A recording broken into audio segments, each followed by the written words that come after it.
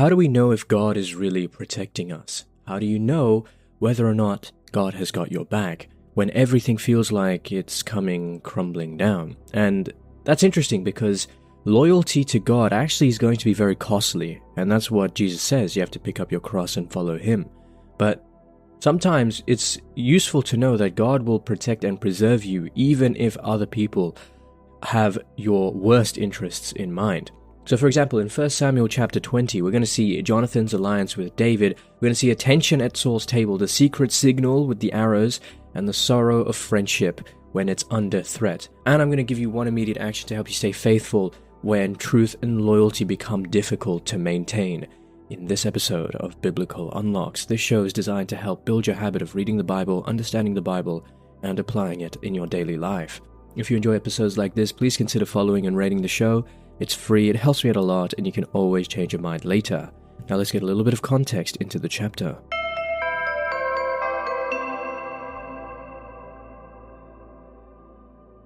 Okay, so 1 Samuel chapter 20 is a great chapter about friendship. And David, who's being hunted by Saul, he asks Jonathan, why is his father, Saul, trying to kill him? And Jonathan actually refuses to believe Saul is intent on murder at first, even though, like we've seen in the previous chapter, he clearly is. But then he helps David test the truth through a feast and a secret signal using arrows. So the chapter actually ends with Jonathan and David weeping together and renewing their covenant, knowing that they are being forced apart. And it's a chapter about truth, loyalty, grief, and the cost of loving someone when power is against them.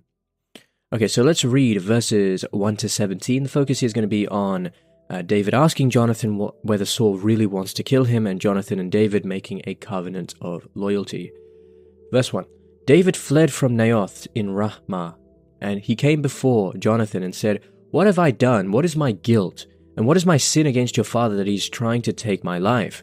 He said to him, "Far from it, you shall not die. My father does nothing either great or small without disclosing it to me. And why should my father hide this from me? Never."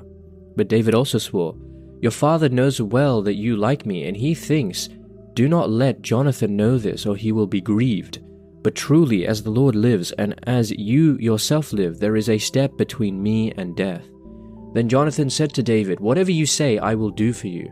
David said to Jonathan, "Tomorrow is the new moon, and I should not fail to sit with the king at the meal. But let me go so that I may hide in the field until the third evening.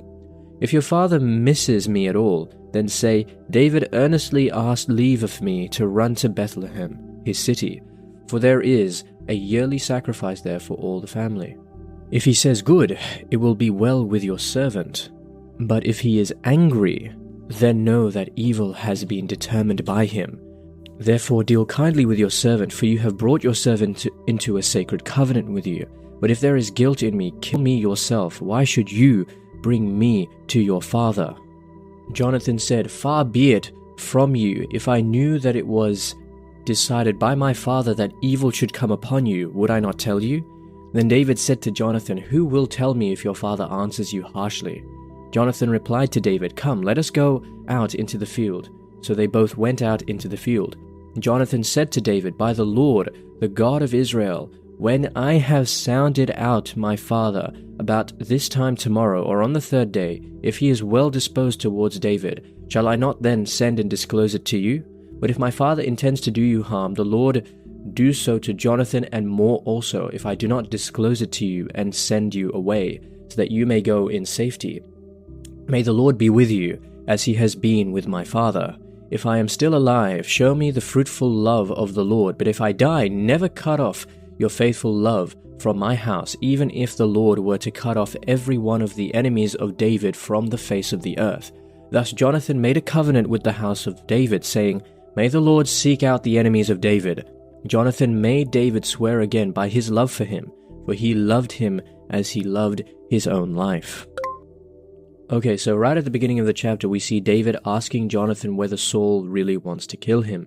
And the reason why David comes with this question is because he's living in danger and uncertainty. And he's already experienced how hostile Saul has been because of his jealousy, his envy. And David's question here, it's not just it's a cry out, to his son. Hey, I don't know why Saul is trying to kill me. I don't know why this is happening, but I'm requesting you to help me out a little bit, to explain what have I done. And what do we see here? Friendship. The friendship here is the place where truth is spoken in love. And it's interesting because the loyal friendship is actually what gives David a little bit more hope. Obviously, he has his trust in the Lord, and the friendship they have is so strong because it's grounded in the Lord. It's grounded in that eternal significance of spirituality, in the sense that you love God. God is going to dwell amongst you. In fact, it's interesting because we've been given the Holy Spirit, and we know from the New Testament that where two or more are gathered in my name, Jesus is present as well.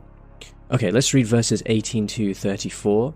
We're going to see the feast and the arrow signal, and Saul is going to erupt, and Jonathan is going to defend David and the king's violence. Saul's violence is going to be made clear in this section. Verse 18, Jonathan said to him, "Tomorrow is the new moon. You will be missed because your place will be empty. On the day after tomorrow you shall go a long way down to the place where you hid yourself earlier, and remain beside the stone there. I will shoot 3 arrows to the side of it, as though I shot at a mark. And then I will send the boy, saying, 'Go find the arrows.' If I say to the boy, 'Look, the arrows are on this side of you, collect them,' then you are to come, for as the Lord lives, it is safe for you, and there is no danger. But if I say to the young man, 'Look, the arrows are beyond you,' then go, for the Lord has sent you away.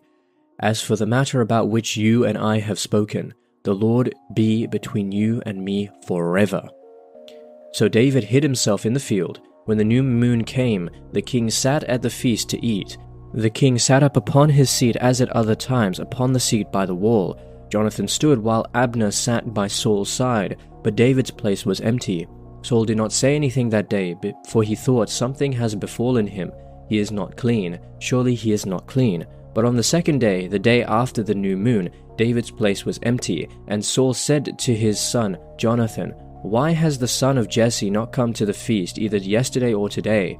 Jonathan answered Saul, "David earnestly asked leave of me to go to Bethlehem. He said, 'Let me go, for our family is holding a sacrifice in the city, and my brother has commanded me to be there. So now, if I have found favor in your sight, let me get away and see my brothers. For this reason he has not come to the king's table.'" Verse 30, Then Saul's anger was kindled against Jonathan. He said to him, "You son of a rebellious woman, do I not know that you have chosen the son of Jesse to your own shame, and to the shame of your mother's nakedness? For as long as the son of Jesse lives upon the earth, neither you nor your kingdom shall be established. Now send and bring him to me, for he shall surely die." Then Jonathan answered his father Saul, "Why should he be put to death? What has he done?" But Saul threw his spear at him to strike him. So Jonathan knew that it was the decision of his father to put David to death. Jonathan sprang up from the table in fierce anger, and ate no food on the second day of the month, for he was grieved for David, and because his father had disgraced him. Okay, biblical unlock number 3. What do we see here? Saul erupts, but Jonathan defends David, and we see the king's violence. It becomes so evident how much anger and hatred he has towards David, because the absence of David has become unbearable to his jealousy, and he can no longer tolerate what God is doing in another man. So again, this is the fruit of jealousy. This is the fruit of a frightened heart, a fruit that from the mindset that, oh, God is giving to everyone else except me. And this is interesting because Jonathan speaks back to Saul. Jonathan defends David, and he shows that his loyalty, when he said, "I'm going to be loyal to you, David," that wasn't a joke. He was being serious. And he confronts his father, and he asked, why should David be killed when he's done no wrong? And this is one of the most costly moments in the entire chapter. He stands for justice against his father, who is the king. And Saul throws a spear at Jonathan because of it. And his violence spills beyond David to anyone else who stands in his way. Because again, sin is rarely satisfied at the status quo. And again, the spear shows that Saul's fear has turned into the destruction of his close relationships. Okay, let's read the final part of the chapter, verses 35 to 42. In the morning, Jonathan went out into the field to the appointment with David, and with him was a little boy. He said to the little boy, "Run and find the arrows that I shoot." As the boy ran, he shot an arrow beyond him. When the boy came to the place where Jonathan's arrows had fallen, Jonathan called after the boy and said, "Is the arrow not behind you?" Jonathan called after the boy, "Hurry, be quick, and do not linger." So Jonathan's boy gathered up the arrows and came to his master. But the boy knew nothing. Only Jonathan and David knew the arrangement. Jonathan gave his weapons to the boy and said to him, "Go and carry them to the city." As soon as the boy had gone, David rose from beside the stone heap and prostrated himself with his face to the ground. He bowed 3 times, and they kissed each other and wept with each other. David wept the more. Then Jonathan said to David, "Go in peace, since both of us have sworn in the name of the Lord, saying, 'The Lord shall be between me and you, and between my descendants and your descendants forever.'" He got up and left, and Jonathan went into the city. So what is the deepest message that we can learn from the ending of this chapter? There isn't a resolution, right? The story is still unfolding with Jonathan and David and Saul, and Jonathan and David know very well that they will see each other again, but the future is now in God's hands and God's hands alone. So the ending is preserving the idea that faithful friendship can still persist, you not knowing what might happen next. And that's actually so important, because that's why they weep so bitterly, because they know what is being lost, but they trust in the Lord regardless. And that is what we can understand from this chapter. Following God is enmity with the world, and there's a lot of things at stake, and there may be a lot of things you lose, but we persist till the end because we know that we run for a crown that lasts forever. Let's see how this chapter fulfills Jesus Christ.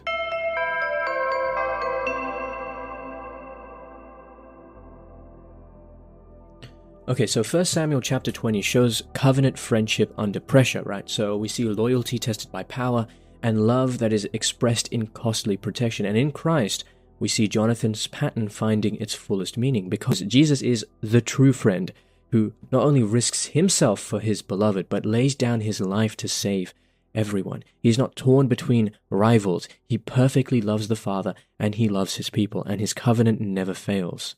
This is why Jesus says in John chapter 15, verse 14 to 15, "You are my friends if you do what I command you. I do not call you servants any longer, because the servant does not know what the master is doing, but I have called you friends, because I have made known to you everything that I have heard from my Father."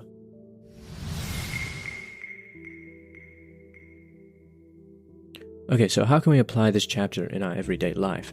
I think the most important thing is to recognize the importance of friendship. It's important to have Christian brotherhood or sisterhood or whatever, it doesn't matter. It's important to have Christian community so that we can rely on each other, because we are many but one body. There is a body of believers that we can rely on, that we can trust on, that we can pray with.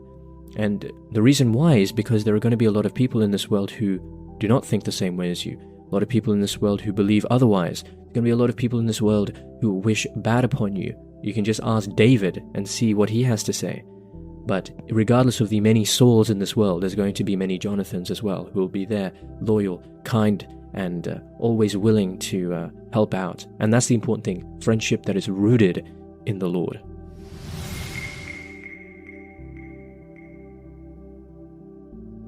So we saw in this episode that David needed Jonathan to confirm what fear had already suggested. And it's interesting because their covenant friendship is tested through fire, because Saul's jealousy erupts in a direct and public violence in front of everyone. And that's interesting because the chapter actually ends in tears, and that shows how deep their friendship was. Okay, next time we're going to move from this friendship loyalty to David's flight and provision in 1 Samuel chapter 21. We're going to unpack the priestly bread, Gath, and what it means to love God and live on the run. You don't want to miss it. That's it for this episode of Biblical Unlocks. If you enjoyed this episode, please feel free to rate the show and follow. It's free, it helps me out a lot, and you can always change your mind later. Otherwise, just have a blessed day. And remember, if you're not in your word, you're in your feelings. Godspeed.